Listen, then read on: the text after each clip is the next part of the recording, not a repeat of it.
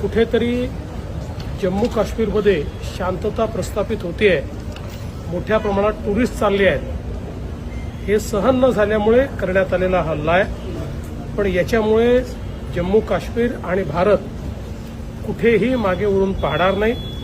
अशा ज्या नालायक शक्ती आहेत त्यांचा मुकाबला भारताला करता येतो। देशाच्या पंतप्रधानांनी अतिशय कडक शब्दामध्ये याची दखल घेतलेली आहे। गृहमंत्री महोदय देखील त्या ठिकाणी पोहोचत आहेत। मी स्वतः तिथे पूर्णपणे कॉन्टॅक्टमध्ये आहे।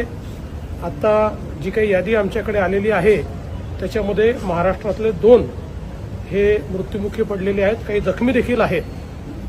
जी काही तिथे मदत आहे ती तिथलं प्रशासनही करत आहे आणि आम्ही देखील त्यांच्या संपर्कात आहोत। पण कुठल्याही परिस्थितीमध्ये अशा प्रकारच्या ज्या शक्ती आहेत या शक्तींचा नायनाट हा केल्याशिवाय भारत थांबणार नाही।